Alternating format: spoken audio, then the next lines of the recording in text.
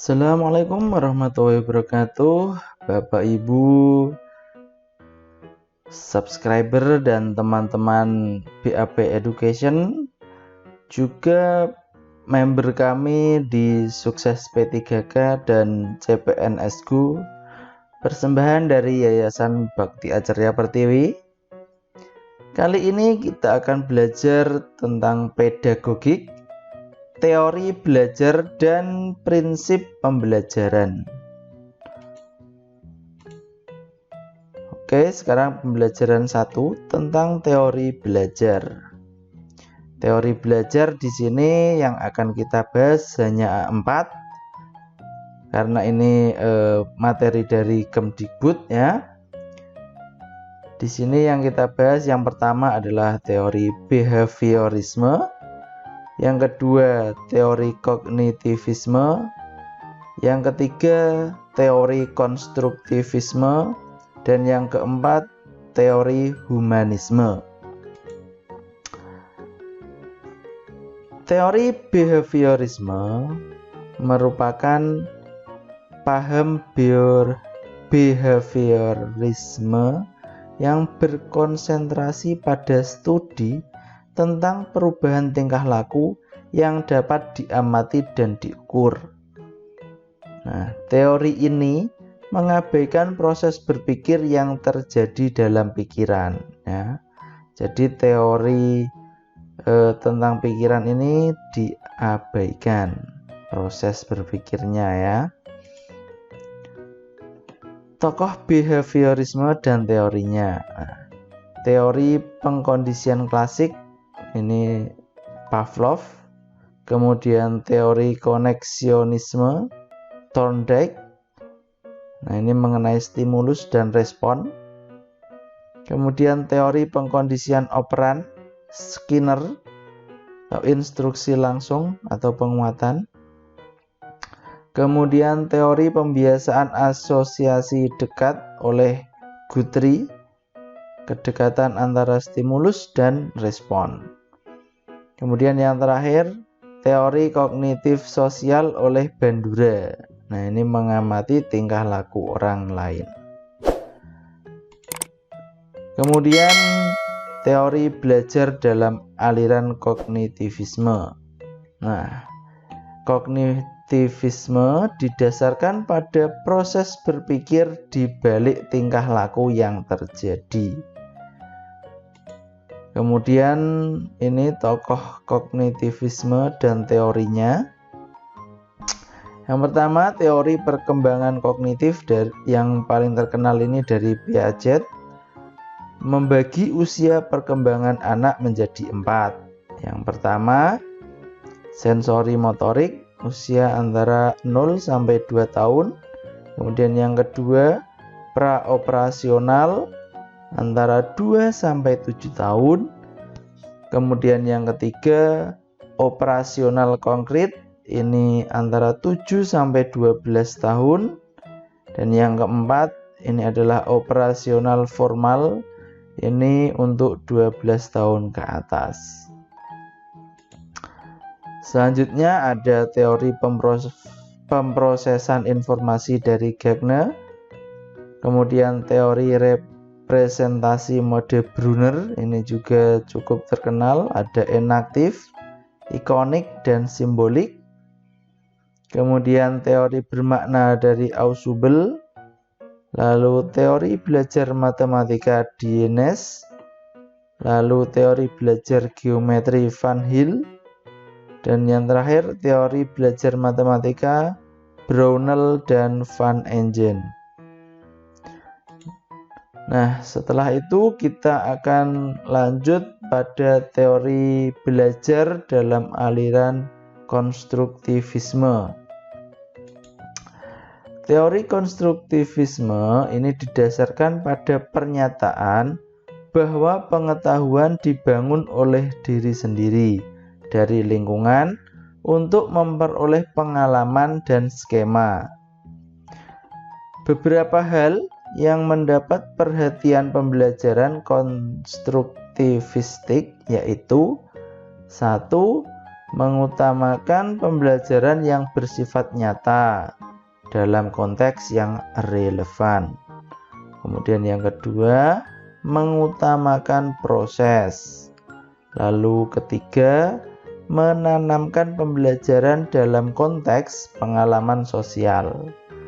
Yang keempat, pembelajaran dilakukan dalam upaya mengkonstruksi pengalaman. Nah, kemudian konsep belajar konstruktivisme Jean Piaget. Nah, belajar itu tidak hanya menerima informasi dan pengalaman baru saja, tetapi juga penstrukturan kembali informasi dan pengalaman yang baru. Ini artinya membangun pengetahuan sendiri dari lingkungan.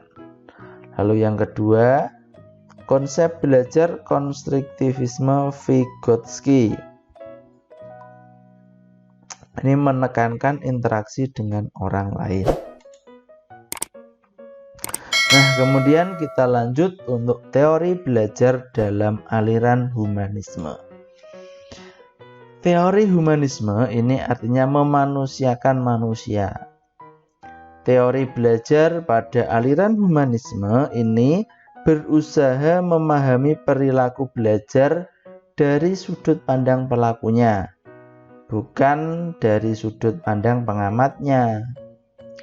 Guru harus memperhatikan minat dan kebutuhan anak dan dapat menciptakan lingkungan kelas yang sehat secara sosial, emosional, yang ditandai dengan adanya penerimaan dan rasa saling menghargai. Nah, ini teori humanisme dan tokoh humanisme dan teorinya ya. Ada teori dari Arthur Combs, teori dari Maslow, lalu ada juga teori dari Carl Rogers. Nah, teori-teori tersebut dapat Bapak Ibu cari di internetnya. Kemudian kita lanjut prinsip-prinsip dalam pembelajaran. Prinsip penting dalam proses pembelajaran yaitu 1. Proses pembelajaran adalah membentuk kreasi lingkungan yang dapat membentuk dan mengubah struktur kognitif siswa.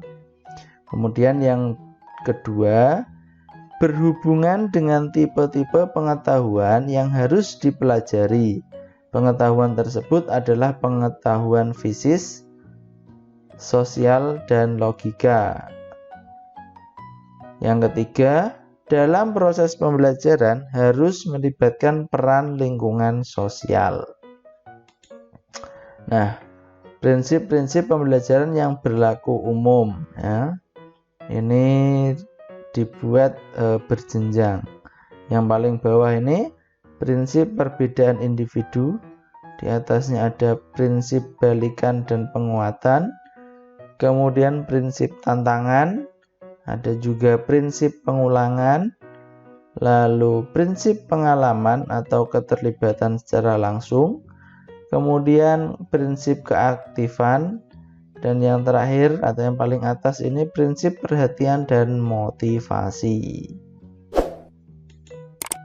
Nah, kemudian selanjutnya kita memasuki pada implikasi prinsip-prinsip pembelajaran bagi siswa sekolah dasar. Nah, ini yang pertama, prinsip perhatian dan motivasi ya. Implikasinya bagi siswa, ini siswa harus berusaha membangkitkan motivasi belajar yang ada pada diri mereka secara terus-menerus, terutama motivasi intrinsik. Lalu prinsip keaktifan ini bagi siswa, perilaku-perilaku seperti mencari sumber informasi yang dibutuhkan dalam belajarnya, melakukan kegiatan eksperimen, maupun menyelesaikan tugas-tugas belajar. Lalu selanjutnya prinsip keterlibatan langsung atau pengalaman. Ini bagi siswa misalkan kegiatan diskusi, melakukan percobaan, membuat laporan, dan jenis-jenis kegiatan lain yang memungkinkan siswa dapat merasakan secara langsung dalam proses belajarnya. Lalu prinsip pengulangan ini bagi siswa ini merupakan kesadaran siswa untuk bersedia mengerjakan latihan-latihan yang berulang untuk satu macam permasalahannya. Jadi mungkin satu permasalahan tapi diulang-ulang. Kemudian prinsip tantangan. Nah, ini implikasi bagi siswanya adalah tuntutan dimilikinya kesadaran pada diri siswa akan adanya kebutuhan untuk selalu memperoleh, memproses, dan memperoleh setiap pesan yang ada pada kegiatan pembelajaran. Lalu ada prinsip balikan dan penguatan. Ini siswa selalu membutuhkan suatu kepastian dari kegiatan yang dilakukan. Nah, dengan memperoleh suatu kepastian dari kegiatan yang dilakukan tersebut, maka siswa akan memiliki pengetahuan yang juga sebagai penguat bagi dirinya. Lalu ada juga prinsip perbedaan individual. Nah, ini tadi yang paling bawah ya. Setiap siswa memiliki karakteristik yang berbeda-beda. Karena itulah setiap siswa belajar menurut karakteristiknya sendiri-sendiri. Ada siswa dengan karakteristik gaya belajar auditorial, tentu akan mudah mempelajari bahan pelajaran dengan banyak mendengar. Nah, mungkin Bapak Ibu juga ada yang sama jika mendengarkan video-video atau pembelajaran yang diajarkan secara langsung akan lebih mudah untuk ditangkap. Kemudian implikasi prinsip-prinsip pembelajaran bagi guru. Nah, ini bagi guru. Ini prinsip perhatian dan motivasi. Ini bagi guru misalkan perilaku yang dapat meningkatkan perhatian dan motivasi siswa. Contohnya, guru perlu menggunakan model, metode yang bervariasi. Kemudian prinsip keaktifan. Guru harus berupaya agar pembelajaran yang dilakukan menyebabkan siswa aktif belajar baik secara fisik maupun psikis. Lalu ada juga prinsip keterlibatan langsung. Guru harus melibatkan siswa dalam pembelajaran, seperti mementingkan kegiatan pembelajaran yang menyebabkan siswa melakukan kegiatan eksperimen, atau mengupayakan siswa memperoleh pengetahuannya sendiri. Lalu prinsip pengulangan, guru mampu mengidentifikasi bahan pelajaran yang membutuhkan pengulangan. Lalu prinsip tantangan, guru perlu menyiapkan tantangan dalam bentuk kegiatan pembelajaran, bahan dan alat pembelajaran termasuk pula sistem penilaiannya. Selanjutnya prinsip balikan dan penguatan. Balikan dan penguatan dapat dilakukan secara verbal maupun nonverbal. Guru dapat menentukan balikan dan penguatan yang tepat, baik dari segi waktu, cara maupun segi bentuk dari suatu kegiatan pembelajaran. Kemudian prinsip perbedaan individu. Guru harus menyadari bahwa semua siswa mempunyai keunikan masing-masing. Nah, prinsip pengulangan ini tadi sudah ya. Oke, selanjutnya ini peta pikiran tentang teori belajar. Nah, mungkin Bapak Ibu bisa screenshot bagian ini, karena bagi saya lebih mudah mempelajari jika ada peta pikiran seperti ini ya. Bapak Ibu juga pasti sudah sering mengajarkan anak didiknya untuk membuat peta pikiran seperti ini, karena di buku kurikulum 13 ini banyak sekali tuntutan bagi Bapak Ibu guru untuk mengajarkan membuat peta pikiran kepada siswa. Nah, ini merupakan rangkuman dari materi yang sudah kita bahas tadi. Oke, sekian dari saya. Bila ada kekurangan mungkin bisa ditambahkan di kolom komentar. Kurang lebihnya mohon maaf dan terima kasih. Bye bye.